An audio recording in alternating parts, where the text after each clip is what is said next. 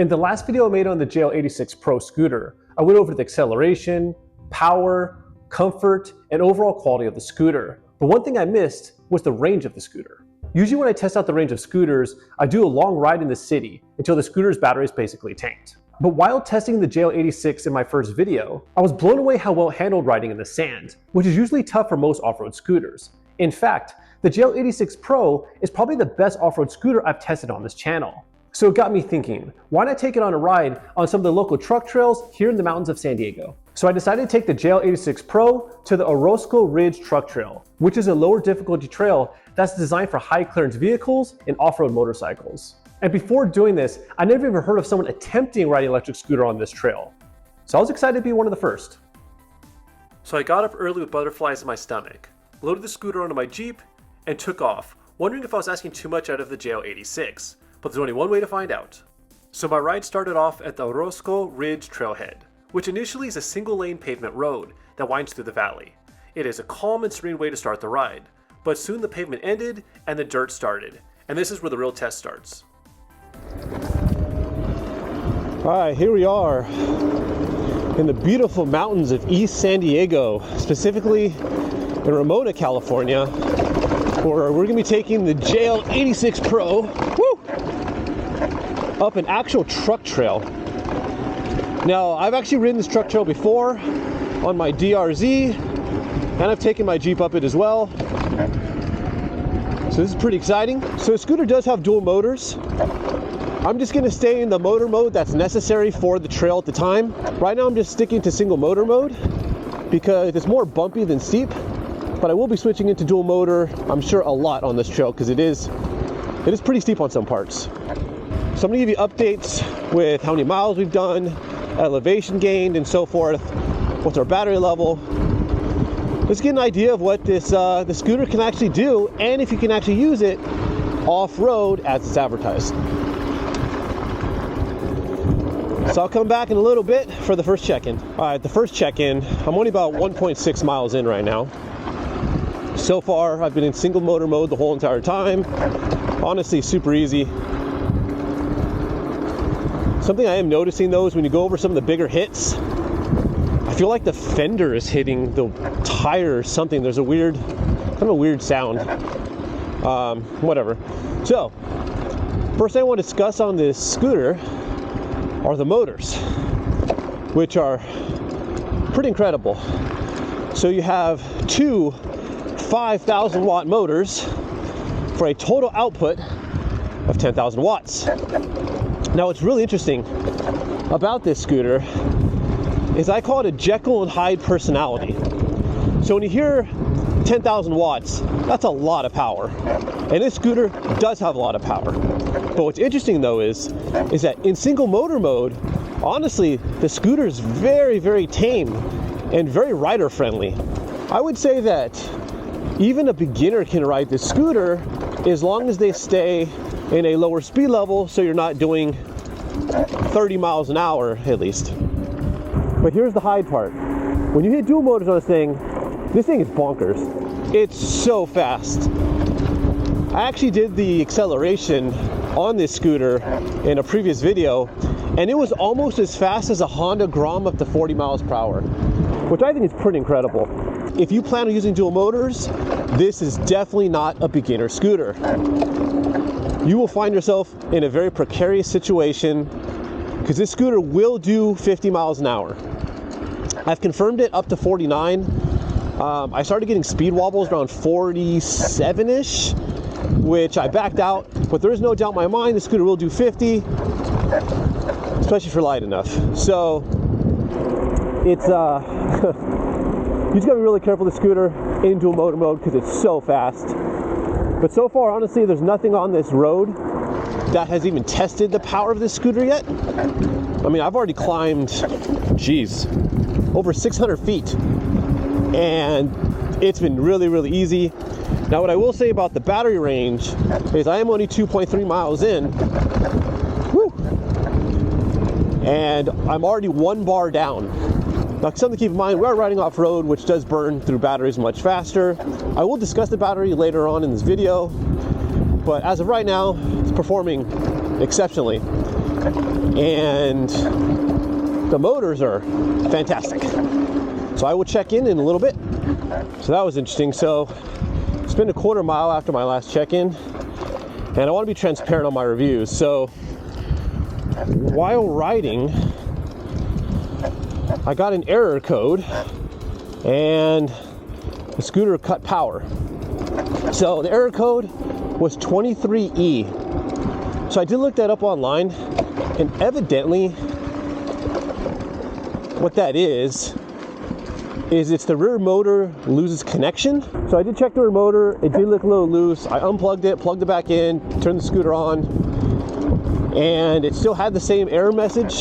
So I reset it a couple different times and now it's working. I can't tell if it's down on power now or if it's just all in my head.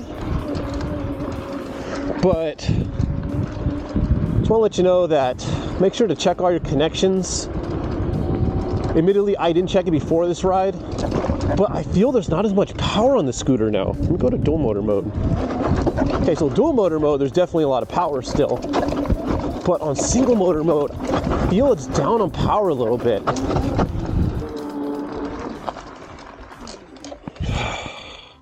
Okay, there we go, 23E again. What the hell, man?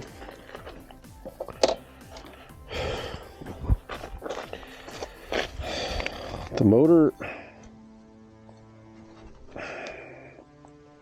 what the hell's going on? The motor's not that hot. Okay. Well, I'm going to cut this ride short because I don't want to get stuck out here in the mountains. All right, another check-in. I went about 3 miles up. I'm at 4.7 miles. Want to give a little update on that noise that was coming from the front of the scooter. What it was actually the hydraulic brake line rubbing on the tire whenever the suspension would compress. So all I did is I moved the brake line and now it makes no rubbing sound. So we had the error code that happened. I did unplug it, I reset it. It's working now. I seem to have full power back to the scooter.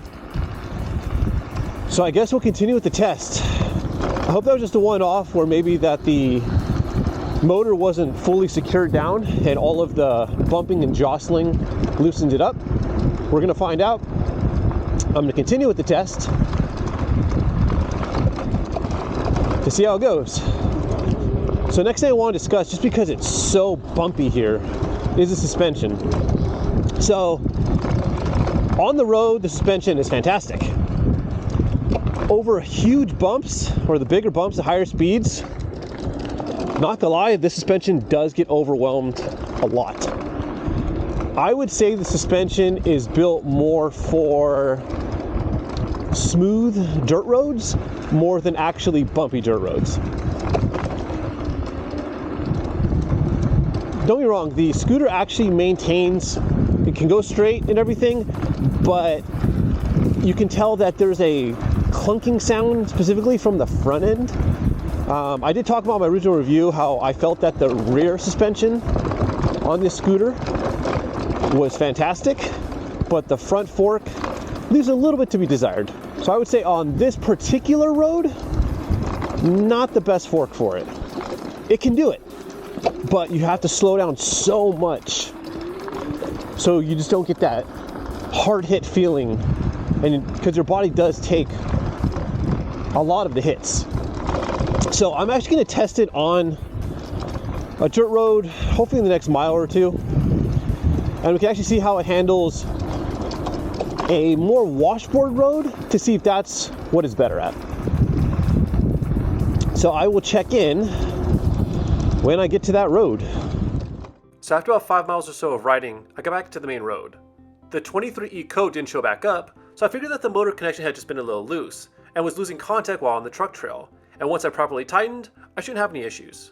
From here, I rode about 3 miles down Palmo Road. This road has about a mile street, then it turns into a slippery dirt road with a little bit of sand and a lot of washboard. I kept the JL86 in the single motor mode and was able to cruise along at 25 miles per hour, and it was pretty relaxing.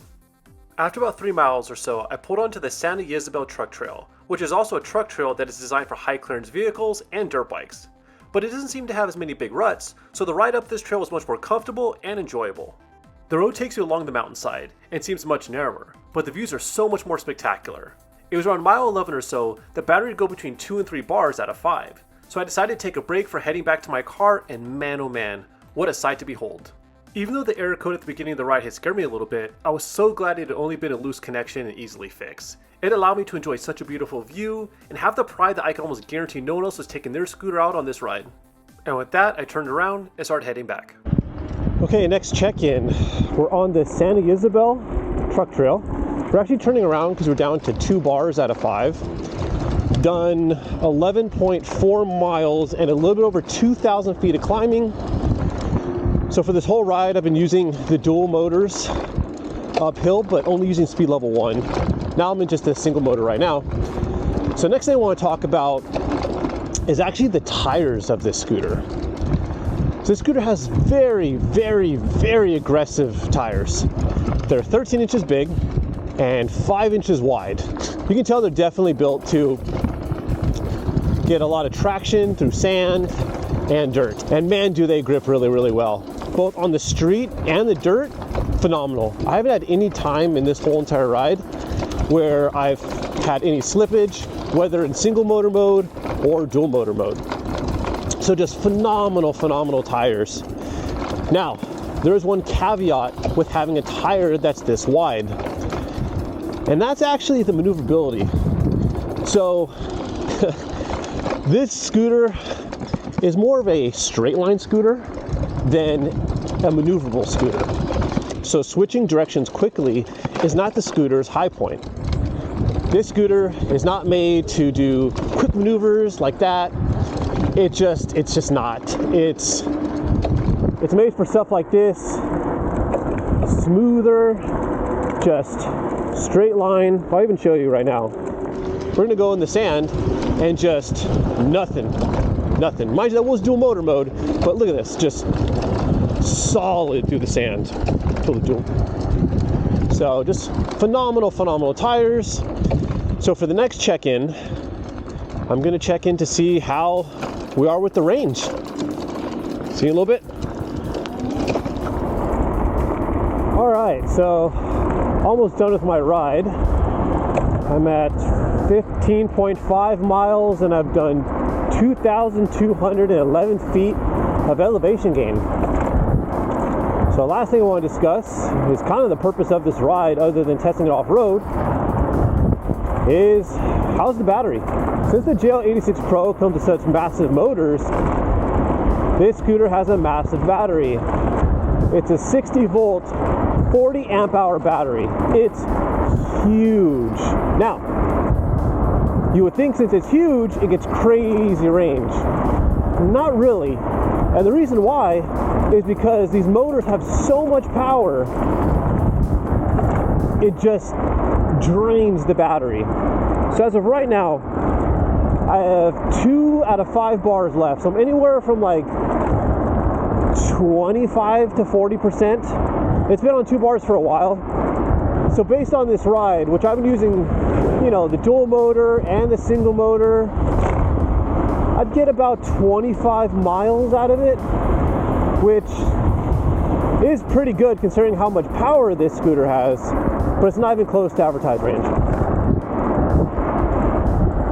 Now, it would be pretty disingenuous if I didn't actually test this all the way, but the truth of the matter is, no one's interested in seeing, you know, can it go 15 miles?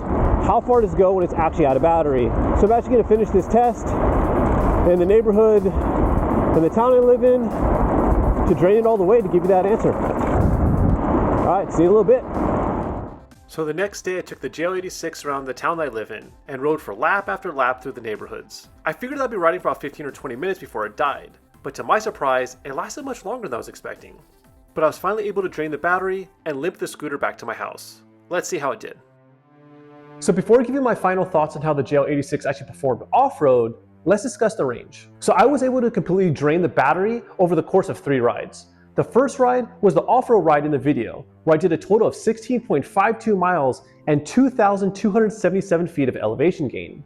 In the last two rides, I did a total of 14.11 miles and 1,165 feet of elevation gain, which means in total, I got 30.63 miles and 3,442 feet of elevation gain out of one battery from the JL86. And if I had to take an educated guess, I would say I rode between 3 to 5 miles using the dual motors, and the rest of the miles using only the single motor. So I think that this is pretty impressive, but something to keep in mind is that even though I did go over 3,400 feet of elevation gain, that also means that I rode 3,400 feet going downhill as well. And even though this is an impressive amount of miles and feet that the scooter actually did, it's nowhere near the advertised 75 miles of range. But keep in mind that rider weight, terrain, and how aggressively you're riding the scooter will affect real-world mileage.